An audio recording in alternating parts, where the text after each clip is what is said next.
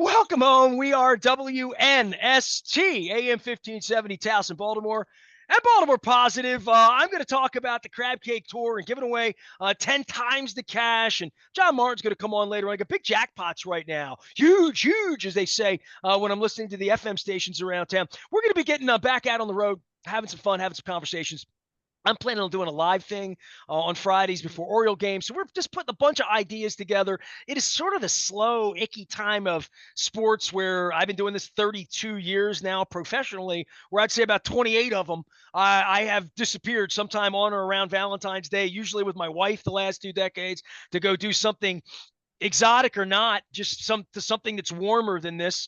But this year I've been building and watching spring training and thinking about the new day of Orioles baseball and really kind of having some fun with the success of Baltimore sports. And as much as people think I hate the teams around here, oh no, au contraire. I sort of built the thing because I love when things get active and things feel active. And certainly social media timeline, when I've been out around town, I did the Leukemia Lymphoma Society Student Visionary of the Year. It's a mouthful. And a big thanks to Whiting Turner and our friends out of Whiting Turner, if you know those folks, because they really stepped up, raised about 800 grand in a night for the Leukemia Lymphoma Society folks. So we had a big weekend, but really all of it's a backdrop. And I'm wearing my Curio orange and black, and we've seen the debates about the TJ Maxx, Marshalls uniforms and the see-through uniforms and all that stuff. But I wanted to bring Hmm. Luke in because Luke wants to get serious about all this, not shaky cameras or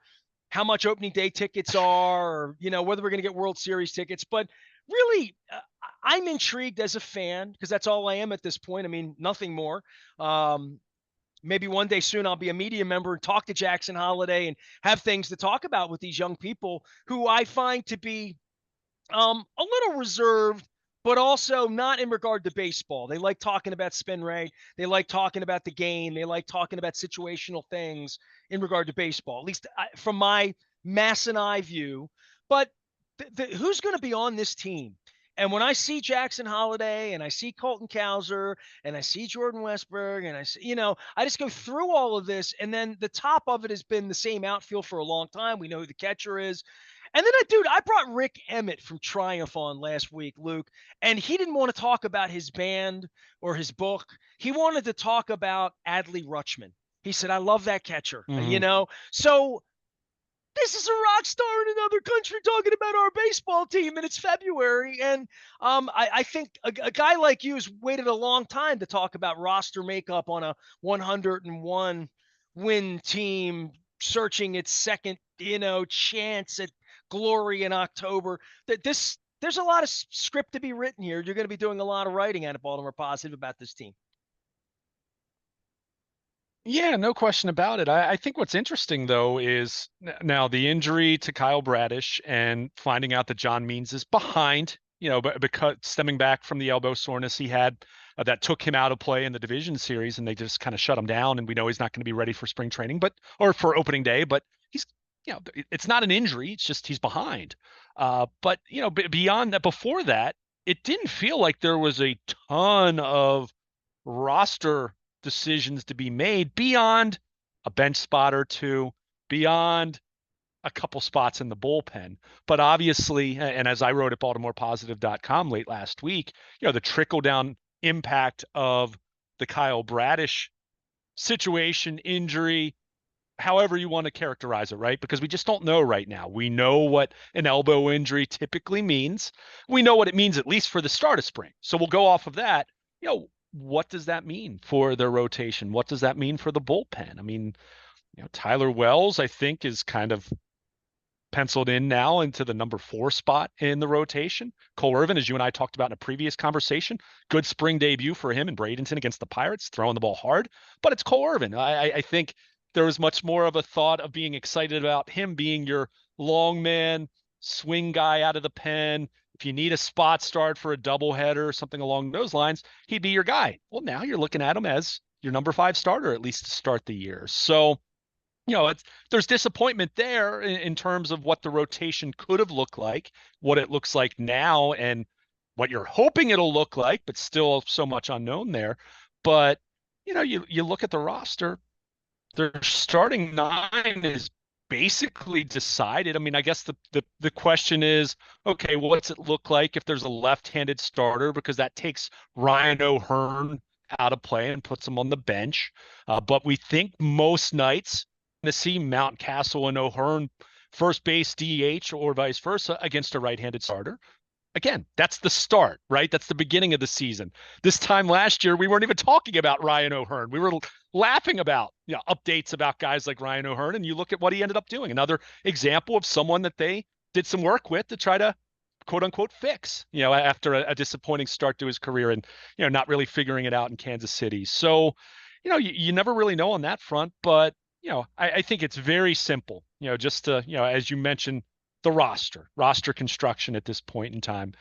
The two big areas that really stand out for me beyond the Jackson Holiday question that everyone's talking about right now. And in late February, frankly, we don't know. We got to see how he performs over the course of the next month. But backup outfielders and bullpen. How are you filling out your bullpen? It's for me, the bullpen is less exciting in terms of discussing it because, you're talking about filling out the back end. We know Craig Kimbrell's going to be the closer. We know Yennier Cano is going to be a setup man. The Orioles are hoping Danny Coulombe can duplicate what he did last year as a really solid, strong left-handed reliever who defended himself well against right-handed hitters as well. So you go down the list. I mean, you hope Dylan Tate can be what he was 2 years ago, but I have big questions there. But, rotation looks basically set, barring health concerns, which are always there for any team. Starting nine mostly looks set, but bullpen. And then for me, and when we talked about this, we touched on it briefly in our previous conversation.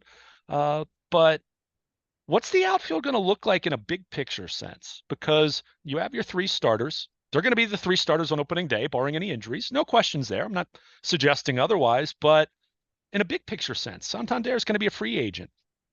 Hayes and Mullins are now a year away from free agent. They have one more year after this year. Hayes and Mullins have had either injuries or, in Hayes's case, last year, just kind of wore down in the second half. So what does that mean in a big picture sense? I mean, I'll say this. Do I look at, for as much as we're going to talk about new ownership and the potential for contract extensions, I'm not sure Anthony Santander, Cedric Mullins, or Austin Hayes are guys that are going to fit that description beyond, maybe a modest extension or something like that. I mean, you're certainly not going to be investing big long-term money in them. So what does this look like? Is Colton Cowser on the opening day roster? Is Heston Kjerstad on the opening day roster? We mentioned Kyle Stowers in passing. I'm guessing not after a really rough year for him, but can he put himself back in that conversation? Where does Jorge Mateo fit into the outfield reserve depth chart, just in terms of, can he be a backup center fielder for you just to enhance his versatility? So, these aren't major headline grabbing kind of ideas as it pertains to the big picture for 2024, but they are still important questions for the organization and especially for the long-term future for the organization. I'd be remiss, and you alluded to this, but you look at the depth that they have at some of these spots. We've talked about this a lot with the infield, and we've since seen Joey Ortiz traded in that Corbin Burns deal. But, one of those names I just mentioned, does someone get moved for a pitcher? I mean, that's what's so exciting. Yeah, you have some of these questions, but you have a farm system that has graduated guys already, is going to graduate Jackson Holiday either on opening day or late April, May, June at the latest, barring something really strange and something unforeseen. And you still have it widely regarded as the number one farm system in baseball. And you still have really interesting guys on the way, that are going to be here in the next year or two. I haven't even mentioned someone like a Kobe Mayo or a Connor Norby, guys that, are certainly individuals who have an exciting future, guys that could really factor into this team, especially in the case of Mayo with really impressive powers. So it's really exciting just from the standpoint of, I think back to the Duquette era, or even go back way longer than that. You made mention, you talked about in a previous conversation talking about a Jamie Moyer type or different prospects that they had and what player development was 30 years ago compared to what it is now. And obviously it's changed across the board in baseball, but the Orioles, for decades upon decades, even preceding the Peter Angelos, regime, they would have a prospect and you would say, okay, this guy's the savior, the Rocky Coppinger or, whoever it is. If we talk about someone in these terms of they have to make it because there's no one else, right? There's no one else in the pipeline. I mean, Dylan Bundy back in like 2012 and, See, this Hunter is where Harvey maybe a I'm couple the years after geezer that in the after Dylan room, Bundy was hurt. And in my era of Oriole way baseball, it was always Earl Weaver trying to get one more guy from the farm system on the team. Yeah. This year it's going to be Dower. Next year it's going to be Murray. The next year it's going to be Boddick. Like it was always like just trying to get one more established player that could stay for 4 or 5 years. And then even into the 80s when it fell apart and they were buying players, there was always a Craig Worthington, a Ken Gerhardt, guys that made it and other guys that didn't make it, right? Yeah. We've had an era here where we've just had a whole lot of not making it, right? And we had a whole era of first round draft picks that never made it, never heard from, like the whole totality of the last 30 years that I don't know where to go with what we have here because I'm paying attention to box scores a little bit because I just want to see what they're doing. Like what do we expect in the spring and what does Holiday need to do? And what do we need to see from Kimbrel to feel like he's okay? Because you're not going to see the same thing out of a 30-something relief pitcher as you're going to see out of Mayo. You know what I mean? Like you're getting different levels of effort in some cases, but also out of the Rutschmans and Hendersons, these guys that haven't experienced a whole lot of this, they're going to be ready to play. And they are. They're young. They're excited. To your point, a lot of guys with a lot of money. I mean, Corbin Burns comes in here like can make a lot of money. And this team can do a lot of great things over the next couple of years. And they get the cavalry coming over the hill with ownership coming. But this month and a half of getting ready right now is unlike anything we've ever experienced here because never had a young team, never come off a division. Like it's all new water for me as a guy that's been doing this for 32 years, man. Yeah. And I don't think it's drastically different from last year. I think there's a lot of optimism last year, but last year there was more of a sense of, was the second half of 22 real? Have they arrived or was that a little bit of a false alarm and they're still, certainly on the come, but not in this position where they're going to win 101 games. I don't think anyone was thinking 101 wins last February, right? There was the thought of this team's got a good chance to make the playoffs. I think that's where people kind of were at this point. Now it's a case of you better make the playoffs, and it's a case of what are you doing? How are you shaping this roster? Who's developing? What's going to happen with the starting pitching, especially now with Bradish and just the unknown that. Well, I would just say the lights are on. The lights are on now. You're on Broadway now, and that's all the more they shouldn't have shaky cameras to start their spring training. You know what I mean? Like literally, like you know what I mean. You want to you're the best team in the sport. Wear the suit. Play the role, be the best, serve your fans the best, serve your media the best, serve your community the best, so the best of everything, right? Like that's what Rubenstein's going to come in here and start to talk about. But on the baseball side, I don't know what I expected them to do. I mean, they went out and got a one. Their former one's arm may be falling off. We knew the relief pitcher wasn't coming back, and they replaced that. We know the pipeline's so crazy rich to expect them to shed payroll of a Mullins or, to try to move somebody to make room for a might be. We're not in that era right now. We're in the who's going to be a pile diver on November 2nd, whenever they play game 6 of the World Series. And that's just a different kind of conversation. Luke, come on, dude. You've been here 15 years. We've had optimism and this and that. And, the big bad Yankees and the Red Sox and the Blue Jays. I mean, competed with all of them. I put MLB Network on and it's getting cocky. Like who's coming to get us? Because we're not going to be a wild card. You know what I mean? Like how could they possibly not win the American League East? Dude, I've never had that conversation. Not even when they were good. Yeah. And that's where, the Bradish injury was disappointing because before that post getting Corbin Burns and before Mike Elias revealing Bradish's elbow, I mean, you're looking at that rotation and saying, my goodness, I mean, when was the last time the Orioles on paper had a rotation that looked like this? I mean, talking a really long time. So, yeah, but, even with the Bradish injury, and let's assume for a moment, and it's not like we're making a major leap here, and I don't want to say that this is going to happen, but we know how these elbow injuries typically work. Let's assume that he's not pitching this year. Does that You hurt always their? have this dark thing whenever we talk, No, and it's they not. always have this bright, like, well, maybe. And I'm thinking to myself, probably not. No, I'm on the hey, journalist side on this one because you put him. If you had to I'm. bet on it right now, if you had to bet money on it, right? I mean, I'm sure maybe you can call Hollywood You Casino. I don't know. probably can. Probably can. Yeah, yeah. If you can bet on it right now, you would bet against it. I can I mean, tell you based you on kind of your. have to. I mean, you kind of and look. I also pointed out Aaron Nola had a UCL injury late in 2016, and he's thrown, I think it's 160 plus innings every full baseball season since then. Zach Gallen's avoided Tommy John. Masahiro Tanaka famously avoided Tommy John and pitched for years successfully for the Yankees. So there are success stories, but for every success story of avoiding Tommy John, and I don't just mean avoiding it and, well, you can pitch, avoiding it and pitching well and not having diminished stuff and being a lesser pitcher and being on and off the injured list.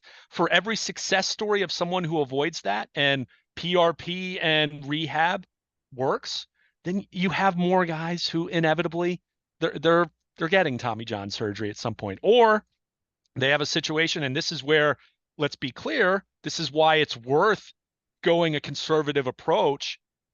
Tommy John surgery is not fail proof. It's not a 100% safe, free of risk endeavor. That's why, when I hear people say, well, he should get the Tommy John surgery now, that way he's not missing so much time next year. I And to love be these clear, fans dealing with people's bodies. My knee well, hurts right now. Like, I don't right. even know what to do about I it. I mean, certainly it's wouldn't want the internet talking about it.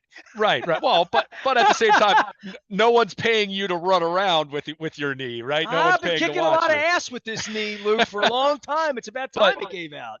But the point is that I want to remind everyone of is with Tommy John surgery, as much as we think of, yes, it's highly successful, and Dr. Job way back when this thing was invented and Tommy John resumed his career, and we think about what that meant for 45 years of baseball and how it changed pitchers who, back in Jim Palmer's day, when someone blew out their elbow, guess what happened? They went away. They didn't pitch anymore.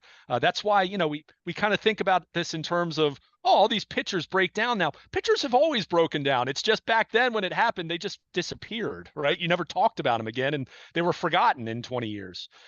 But the point with Kyle Bradish or with any pitcher who's in this case, clearly it's not this major UCL tear. It's not like he ruptured it. He didn't snap it like a rubber band, or he wouldn't be doing what he's doing right now. It's a smaller tear. You see if PRP injection works. You see if rest works. You see if rehab works. He's done that. Now he's going through a throwing progression, and you see what happens here.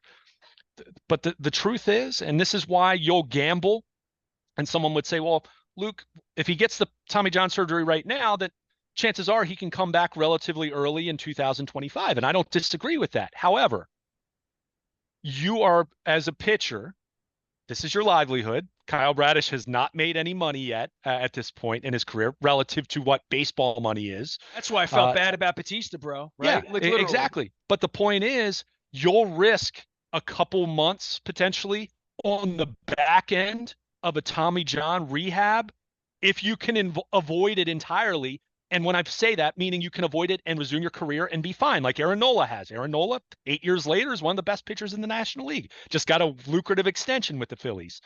So because there are examples of guys who don't come back from Tommy John surgery. I mean, look at John Means, who I'm not saying will not come back and pitch effectively, but John Means, he's coming up on close to 2 years. He's made 4 major league starts since he had Tommy John surgery in April of 2022 and is still dealing with, I don't want to say complications, but soreness, right? And we've seen examples of guys that come back and are never the same. It's a high return rate. Look, I'm not saying that if Tommy John surgery is a career ending thing for most guys, it's not, but it's not 100% that you come back and everything's going to be fine. So with that assumption, yeah, if you have a chance to try a more conservative approach, you do that. Now, you run the risk, and I don't want to focus too much on Bradish because there's other guys we can talk about, but you do run the risk at some point that you're going so far down the timeline that you don't want to cost yourself all of next year too. So yeah, you get to a point where he's going to have to try this, and he will. He'll start throwing, assuming his elbow continues to respond well and he's not feeling any pain, he'll start throwing some bullpens. And if that's good, guess what happens next? Sim games, and he'll do that. And if that works in April, maybe he'll start making some rehab starts, and you see how that works. The Orioles fans would love, Kyle Bradish would all love if he can get to that point and he's feeling good, because the longer he goes throwing and he's feeling okay, that increases the probability, to go back to what you asked me as far as whether I'm betting for or against it right now. If he's throwing minor league games in April and the velo's good and he's recovering well, then I'll feel way better about his chances than I do right now, just knowing, yeah, he's dealing with a UCL sprain. So, but it's the time of year where you're going to, you're figuring that stuff out. As I said to you last week or the week before, I guess it was, the beginning of spring training, you know what? As much as there's excitement and hope springs eternal, it's a really nerve-wracking time for an organization, especially for pitchers. It's hold my breath time, because all those innings a guy threw last year and career highs for Kyle Bradish and Grayson Rodriguez and Dean Kramer and all these guys, younger guys. Spring training is usually when health concerns show up, the beginning of spring training. Well, dude, so you hold your breath. Sit out there and watch these guys tackle each other out. It's 100-degree days. At it's Westminster 25 years ago, right? And that they do less of it now, and guys still, Dennis Pitta goes down in a heap non-contact. I mean, all these weird things happen, right? That wreck careers, wreck rosters, wreck dreams and hopes, and put Lamar in bubble wrap for the next 6 months and break him back out again. But on the baseball side, it's, buses back and forth and fielding ground balls and taking a ground ball to the crotch and, swinging a batting cage and something gets wrong, or I ran the air condition wrong, or like crazy stuff happens in spring training, let alone fishing trips that end with tragedy, right? We don't want anything crazy happening. But I mean, it is a time where these young guys go down, and I was a young guy once too. Back in the day, get loose over shooters in Fort Lauderdale. And you know what I'm talking about. But I would just say there's a seriousness for this organization, to your point, from the minute they get there and they walk in and their pictures are being taken and the cameras are on, because it's a big television show now for all of it. For Holiday, where are you with what you see from him, what needs to be done with him? And when we talk about guys that, I interviewed his father 25 years ago, right? Like, his dad was a hell of a player, and he's got this gym and this ranch and this cage, and he's a 24-hour-a-day baseball machine. We've been through this with Rutschman. We've been through this with Wieters and other guys where there's a lot of expectation. Markakis maybe less so, and Adam Jones in that era. But this guy's got like another otherworldly level of Adley, Wieters, kind of more so than even Henderson, who kind of came on. He's 19, let's see. And now he's going to be the one that gets all the money. Holiday may say not so fast, but what's going to get him in the lineup every day? And give me the lineup shuffle as that happens. Well, I mean, I think, first of all, it's really exciting. I mean, my goodness, we're still talking about someone who I don't think can have his first legal beer until, I think it's December. I think it's early December. I think he turns 21. 20. He's 20. Yes. Yeah. Yeah. I mean, that's what we're talking about here. So Adley Rutschman's really not the appropriate comp. Gunnar Henderson's not even really the appropriate. I mean, you kind of go back to Manny Machado, right? And you think about that, even through that lens, the Orioles were at a different point. Machado wasn't. No one was talking about him at the beginning of 2012 that he was going to be in the majors. I mean, I think he began that year at single A, right? I mean, he worked his way up to double A, and then he was called up. And the team didn't have playoff, like Buck could talk playoffs, but they did halfway through the year. But even that was not a case that Manny Machado was viewed as a complete, finished, polished prospect ready to play in the majors. If we all recall, that was out of need. They needed a third baseman. They had Wilson Bettamy booting the ball around left and right. He couldn't pick up the ball as a third baseman. And they thought, hey, you know what? this Machado kid, okay, the bat's not entirely ready, but he's such a good defender, and we think he can play third base. We think he can hold his own, even if he can hit 230, 240, whatever, he's going to play Gold Glove caliber defense, and that's going to give us a heck of a left side of the infield. That's why they did that, and he got called up in August, right? This is different than that because Jackson Holliday had also they felt like having him around Nelson Cruz and some other guys would be a good idea. Sure. Well, Cruz wasn't there but you're right. JJ Hardy, Nick Markakis, Adam Jones, absolutely. No question about that. And that's where something like that, they viewed that through a lens of it'll work. And I think even though the Orioles don't have those veteran types to that degree on their current roster, Adley Rutschman's in his mid-20s, right? I mean, Anthony Santander's been around. Austin Hayes has been around. Cedric Mullins, they've been around. They've experienced a lot of losing. They've experienced a lot of the lows, which generally is kind of what you want guys to, at least be exposed to, because handling failure is a big part of baseball, more so than any other sport probably. So through that lens, I think they feel okay. But, a couple things for Jackson Holliday. One, I want to remind everyone, he is just 20 years old. So that's part of this.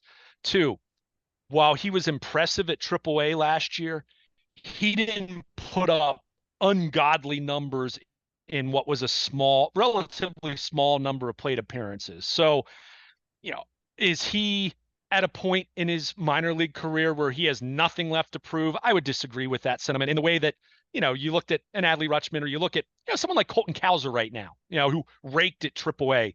I'm not really sure what else he can prove at AAA, which is weird to say that because he's not thought of in the same way that Jackson Holliday is thought of, obviously. But, so you look at that. But the big one, and this to me, and we saw this on Saturday, can he play second base? I think the reality is for him, he's going to play some shortstop, don't get me wrong, and that still may end up even being his long-term position. I don't know how it's going to shake out entirely there. But I think it's very clear, in the same way that Gunnar Henderson had to play short and third, they are going to want to see Jackson Holliday play a lot of second base, because I think in a natural alignment, if you're all things working perfectly and everyone's healthy and everyone's developing and ready to go, I kind of look at this Orioles infield of, Jordan Westburg at third, Gunnar Henderson at short, Jackson Holliday at second. Now, you could flip, you could move those positions around a little bit. You could put Jackson Holliday at short, you could put Gunnar Henderson at third, and Jordan Westburg, we've seen play a lot of second base as well. But I think the alignment that they're at least imagining, if we're talking about a Jackson Holliday in the major leagues and obviously in the everyday lineup, is probably going to be him playing a good bit of second base. So, he's got to prove that. He, on average last year, someone broke it down. I think I saw, I can't remember if it was the Masson broadcaster, I was watching MLB Network or whatever it was. On average, he played second base about once per week last year in the minor leagues.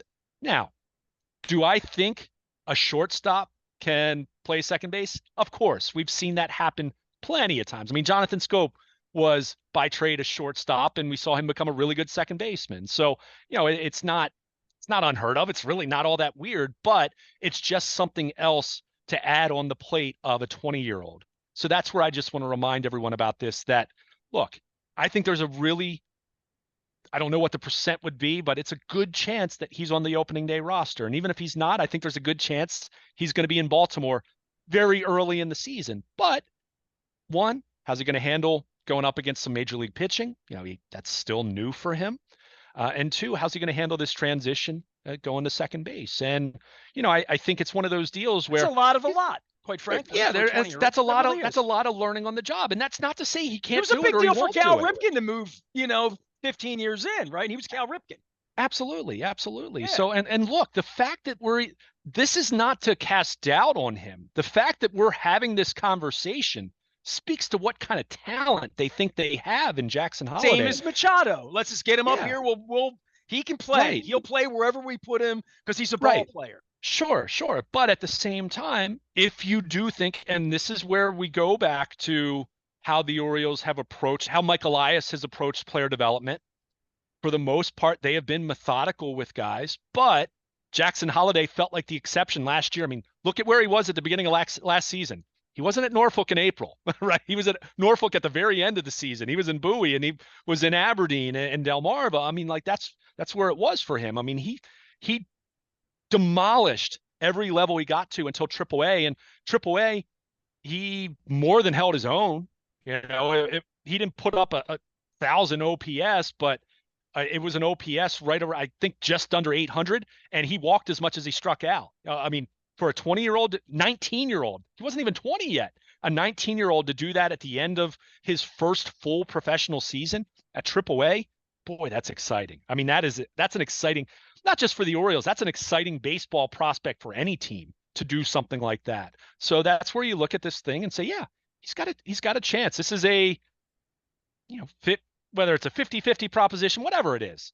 He's got a very significant non-zero chance of being on the opening day roster. So there's excitement there, but he's got to check some boxes, right? I mean, if second base is a little more of an adjustment for him than you're hoping, that's not necessarily a bad thing, but it might be a case of go play in AAA for a month and a half, right? I mean, I don't think it's hard to say that you're sandbagging with the guy when he's 20 years old, right? I mean, as much as we know every team does this to some degree with service time and things of that nature, it's hard to say, well, they're trying to manipulate his service time when he's 20 years old, right? I mean, and he's not even close to being 20. He's not going to be 21 until Well, after the I mean, season. if he's hitting So, 380, but if he's sitting well, yeah, but 242 in spring training and 32 at bats, and you that's my have the point. right.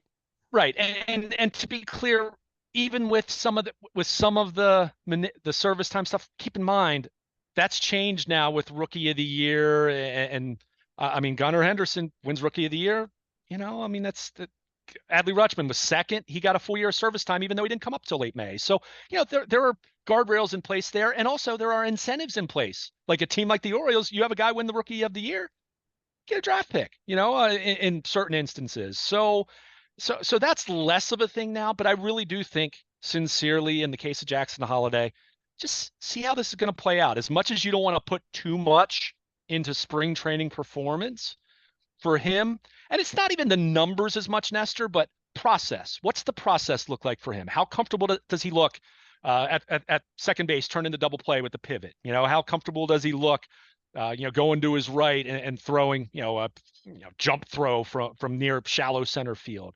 How comfortable is he looking when he goes up against some team's legitimate number 2 starter in Grapefruit League action?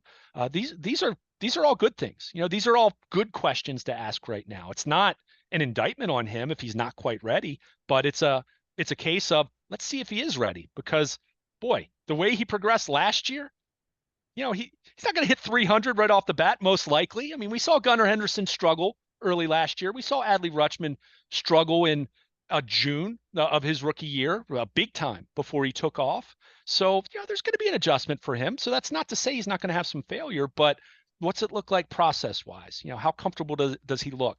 He has a really, really impressive, mature approach at the plate in terms of taking pitches and drawing walks. How does that look?